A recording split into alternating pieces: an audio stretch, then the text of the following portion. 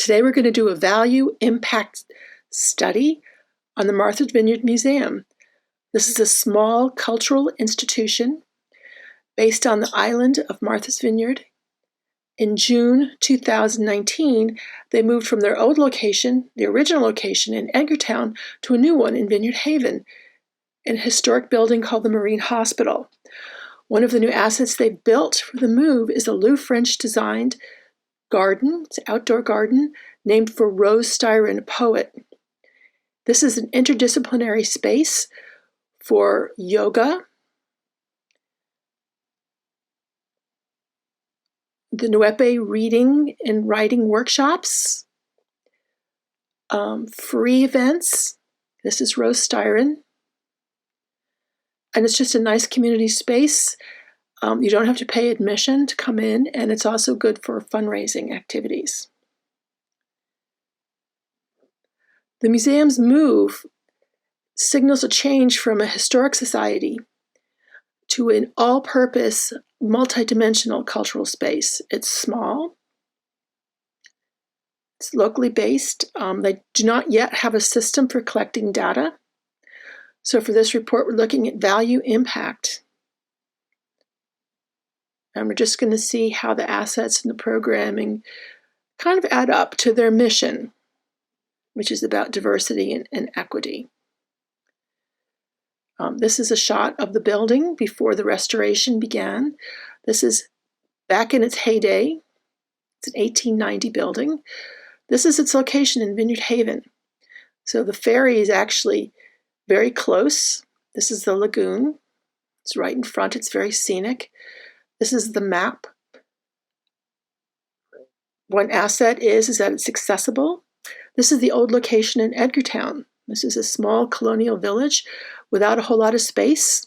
As you'll see, all the stuff in the new museum was packed into those small buildings. This is the new building. This is a Lindeman Pavilion.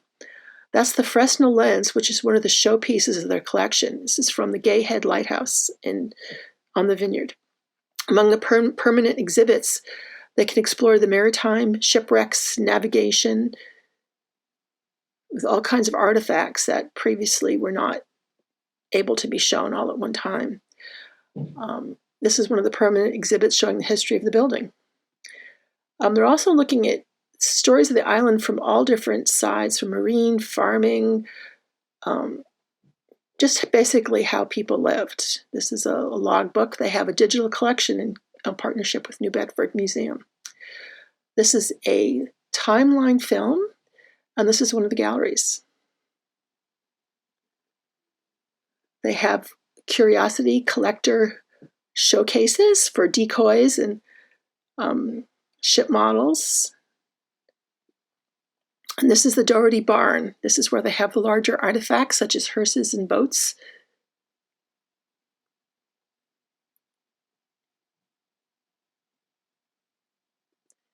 The education department has a $2 million endowment for school programs with children. They do over 120 free classes for over 1,000 children every year. So there's a lot of outreach into the island schools. They also have in-house programs. The hands-on history is for the smaller folks. It's all kinds of crafts and real hands-on, obviously, the title, playing around, seeing what it's like with a boat and to fish and to just do basic navigation type things. They also have, for older kids, they have activities with video, art, and various types of media, the oral history. This is an exhibit that was based on the Benton exhibit that they had, Thomas Hart Benton. This is one of the research programs that they have with the kids. We do in-house things, as they said, and we also do class visits. They do class visits. This is a Brazilian-inspired art project. And it's just a lot of fun with all different kinds of kids. They have permanent digital exhibits. And they also have Project Vine, which is an alternative school history project. The special events include Nancy Luce Day. Nancy Luce is an iconic island character. So they had folks come in and they dressed up, as you see here. And they also, she was a poet. she supported herself in the 19th century, so they did poetry and art projects. And it was just really fun. And the cafe made chicken cookies. Nancy Luce wrote poems to her chickens. So it was just all around pretty fun. And here's some of the shows, some of the various special events that we have. One of them included Halloween. As some folks may know, this year, Halloween, the weather was really bad. So they came in and did it. Here's some of our oral history workshops. Lindsay Lee is the curator of the Oral History Project. She's written 3 books. We've done Clue. This is a fundraiser. Clue Live. People came in for dinner in the museum, and they went around to the different rooms. Peshakusha Night is a regular series. Every month they do 20 images, 20 seconds. The research library does a book club, and here's another Halloween costume,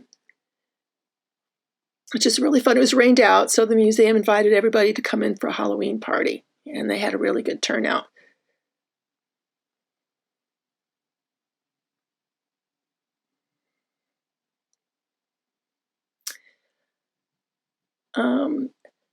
These are some of our cultural leaders. Vineyard Haven is rated number 5 in the Vibrancy Index. And here's some of our statistics. It is actually quite a diverse place. This chart is from the Martha Vineyard Commission. They don't include the huge Brazilian community which we have on the island. So we'd like to see more of that. This is one of the first exhibits from the new community gallery. He's actually a teacher in the charter school, and he's a skateboarder. And he did a project with a lot of different snapshots in geometric shapes, which brings in his math background. And here's the community folks coming in to see. So that was really nice. It was the opening show, and it brought in a lot of people who wouldn't otherwise have seen what he does.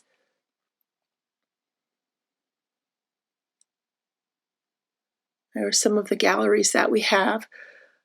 And here's just kind of a general performance chart of some of the shows. This is Dan Waters. He did an exhibit, and he also did a number of workshops about it. This is one of the shows going on right now called The Treasured Beacon. It's about the lighthouse in Agritown, which is hugely popular. This was in the community gallery after Calder. This is Those Who Served, and it incorporates oral history from veterans on the island. This is one of the opening shows this summer in the large gallery. It's 200 Years of Island Music. And this is the show that's going on right now. It's called Face Value. This is Dan Waters. He uses a large format camera to take portraits. And he wants to capture the island as it is now. And it's actually a very large project. And it's going to go into the new storage spaces. It's going to be a time capsule. This is some of the Thomas Benton works. That was a hugely interesting show. Jesse Benton, his daughter, lives on the island and gave us access to his work. This is another community gallery show on the fair. One of the new things they brought in to create the museum as a destination is the cafe. So it's all local food and local vendors. And of course, beautiful place to set and beautiful view of the water. And you don't have to pay admission to enjoy the cafe. This is the operational flowchart. They have 18 core members in the museum. They don't have a hugely great rating with Charity Navigator. And these are some of the other conclusions that I came to. Generally, they're doing really well, but I think they could use a little more innovation, and that would probably help bring up the diversity rather than just sort of dealing with what comes their way, but to actually go out and to try to make something really good. This is the executive director, Phil Wallace, the operations director, Katie Fuller. This is the oral history, Lindsay Lee, curator.